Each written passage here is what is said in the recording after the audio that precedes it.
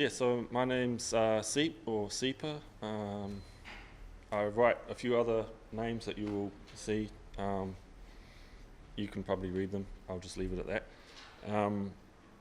Yeah, I've been involved with in graffiti for probably about sort of 13 to 14 years. It's kind of hard to put a exact date on it, but yeah, around then. I kind of got into it through mostly skateboarding, and I also lived in Wellington then, and there was a old park called kind of skate park, no man's land kind of thing, called Shhh's Park.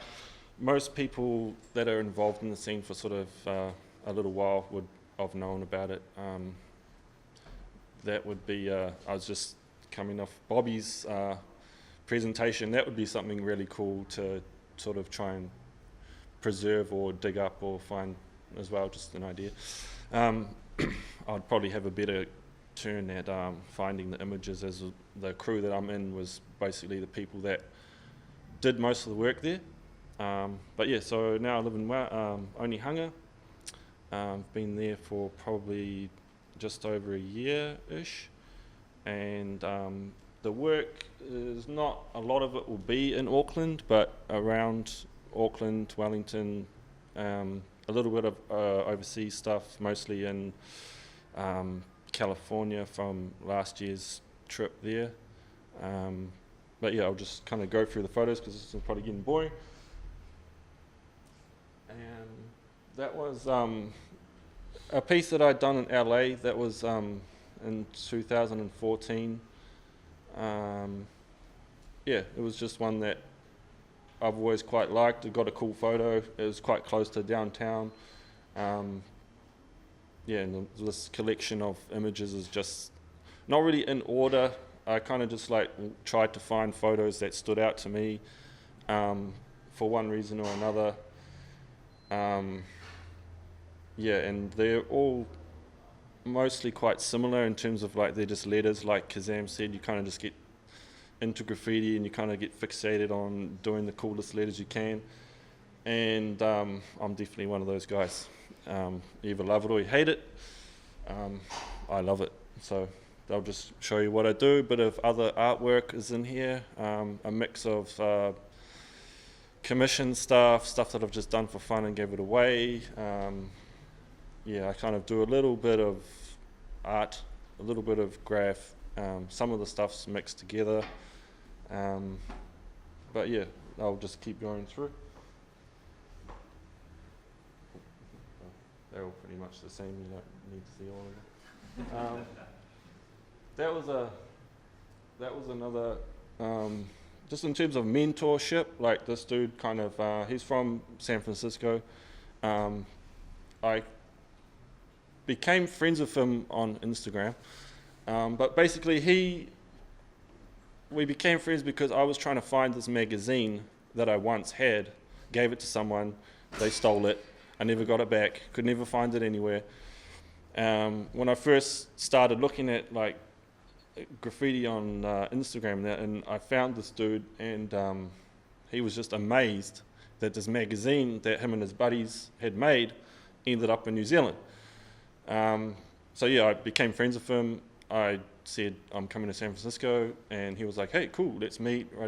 And yeah, I spent about 2 weeks there the first time, and they ended up kind of putting me in their crew, and we all became quite good friends, and then that sort of gave me the opportunity to go back and stay a bit longer, and that was only the second time we had painted together, because obviously when you go places, people are too busy to paint with you, and you end up just doing everything by yourself.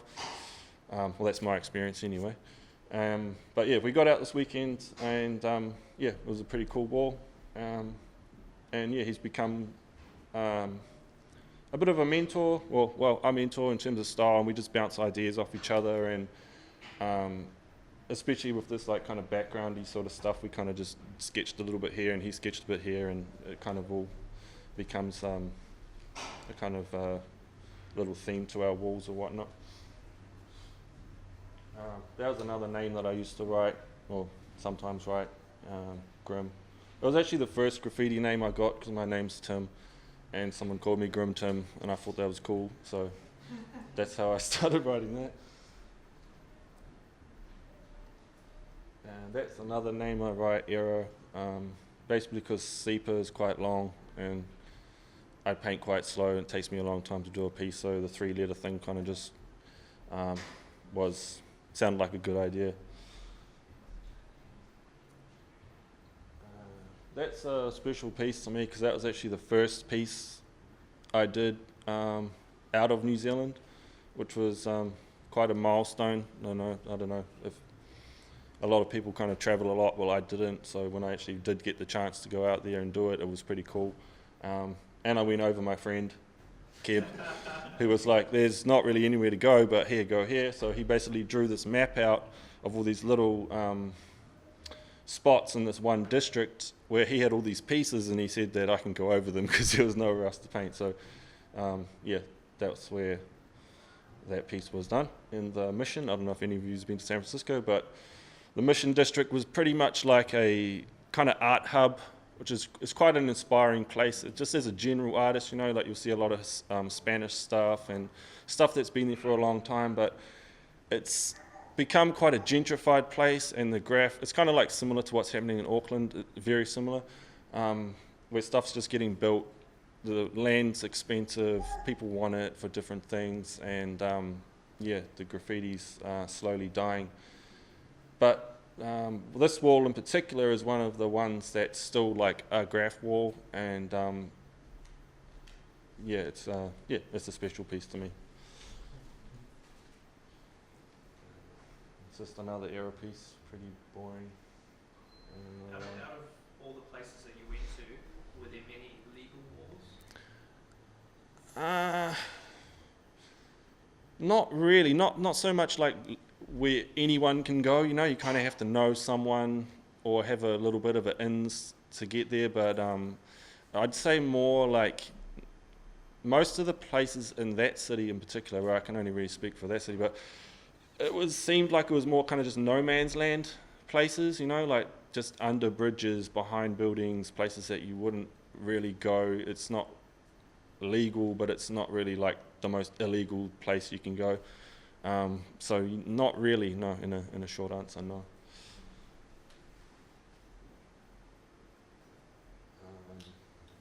One thing about Wellington also, that because I lived there for quite a long time, I kind of did find myself approaching a lot of people just on that legal war thing.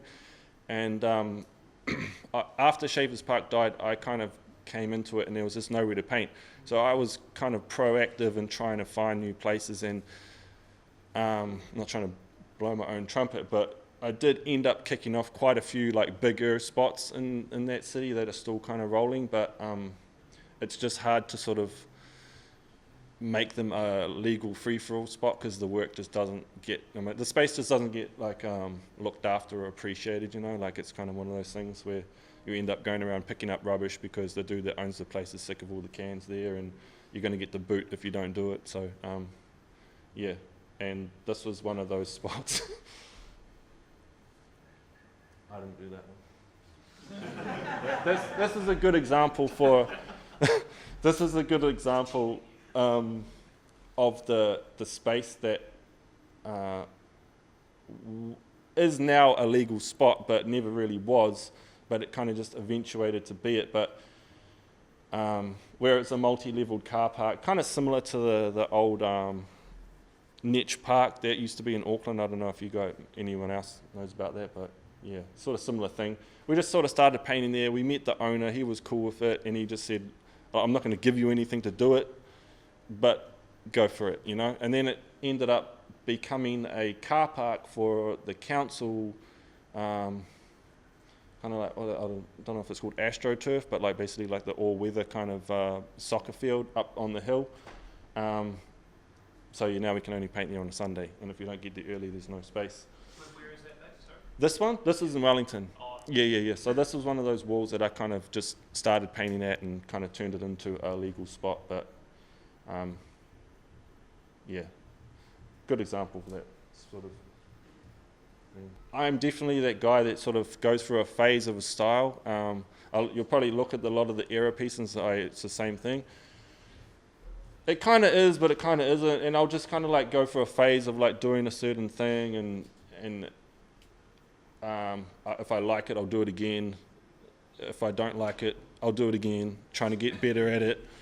And a lot of my stuff is like that, where I'm just persistently trying to, I don't even know why, because I still end up not liking it, but I just try and get better at it, and it's one of those things that's, I guess that's, other writers have said the same thing, where you kind of, you just try and perfect it, and it's like a self-drive, you know, just, even if I don't even show anyone the piece, you know, like, I'll just look at it, kind of think, oh yeah, I can do better than that, and just like throw it on the folder in the computer, and that's one of those ones I actually kind of like forgot that I did, because I think I only, out of desperation of having not many places to paint up here, 2 weeks later I did another piece over it, and then I was going through the photos like, oh shit, that one, that's kind of cool. I didn't even like it when I first did it, but yeah. So this is some more of my artwork, kind of illustration stuff. I'm actually still doing it, because I am really slow at working on it, but it's a commissioned piece for a rap artist who's from Bosnia, but he now lives in Hastings, and his name's Genocide, and he wanted a piece for his studio, which was hip-hop inspired, his label is called Terrorize Records, so he kind of wanted like this war kind of theme, so I tried to sort of spin that whole like Bosnian sort of military. He's got his little flag and a few of his little logos, and might be hard for people to see the detail in this piece because it's quite a shitty photo, but there's like little soldiers and little bits and pieces, kind of hip-hop-ish / military kind of piece, but that's some of the other stuff I do. I'll keep it rolling. That was just another, I grew up in this neighborhood, and I wasn't actually living there at the time, but I drove past this little part, which is just like an asphalt kind of dumping ground, and there was a trailer there, so as graffiti writers do, you go home and get your cans, and you wait for it to get dark, and you go back and paint it. It was a neighborhood that I lived in for about 12 or 13 years, so that one always stands out to me. Whereabouts is that? The neighborhood? Yeah. Liew Bay in Wellington, so the airport's basically here. So if you've been to Wellington, you kind of get an idea of where it is, but tried to do a nice like scenic photo. But that's a cool one for me.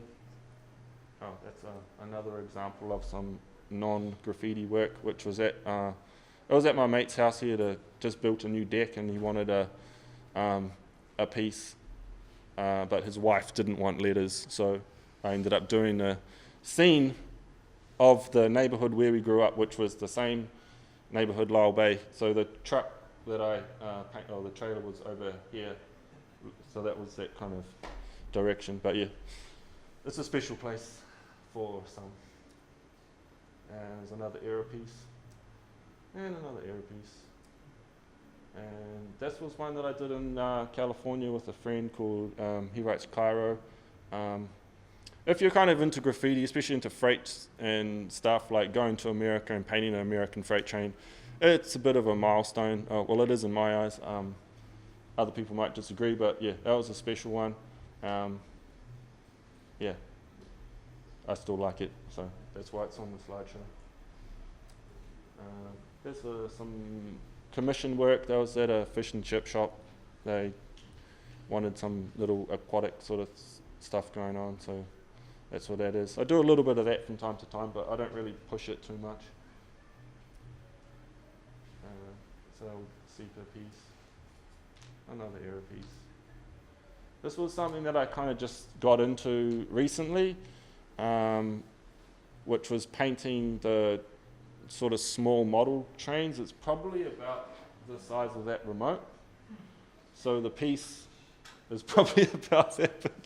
But, it's quite difficult, but some dude after that other photo that I just showed you, he saw that online and said, can you try and replicate that piece in scale, because it has to be in scale.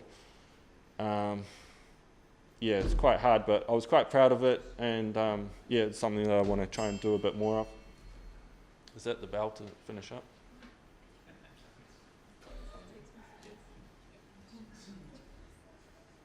I also do a lot of drawing in the black book, which is like a kind of graffiti writer's digital diary, I guess.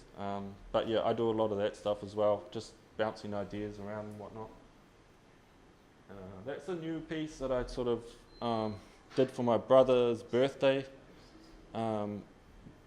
He has a lot of my work at his house, so I wanted to do something different, and I had this idea of sort of doing something quite legible. And he's a roofer and he has an office, and when I stayed at his house I always annoyed him, and he always used to tell me to shut up because he was doing invoices, so that's why it says Shhhh, roofer at work. He has it above his, well, I'm hoping he has it above his desk. Whether or not, I don't know. But yeah, I had some sort of more recent stuff. That's a new recent piece that was in Fiji, and yeah, that one stands out to me. This was, I think, oh yeah, there we go. This was another wall that I did. It was actually the first wall I ever got, which was the side of a fish and chip shop in Wellington.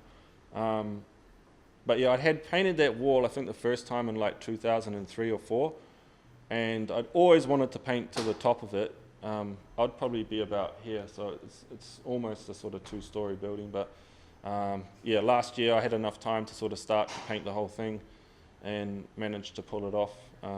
Just chipped away at it. I didn't do it in one go or nothing, but yeah, just took my time, and yeah, it's probably the best thing I've ever done.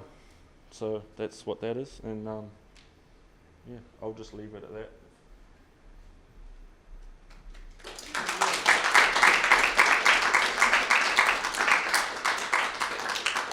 That's the last photo.